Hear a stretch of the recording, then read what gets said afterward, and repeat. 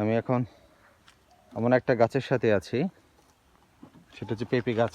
পেঁপে গাছের আগাটা দেখেন, জাস্ট এই পেঁপে গাছের আগায় আমি হাত দিতে পারতেছি। এই ছোট্ট পেঁপে গাছের মধ্যে দেখেন পেঁপে ধরে আছে, দেখছেন? ছোট্ট, আমার সাইজের, 5 ফুট 7.5 ইঞ্চি হবে, আমার সেম সাইজের গাছটা, কিন্তু গাছের মধ্যে দেখেন কি সুন্দর ফল ধরে আছে,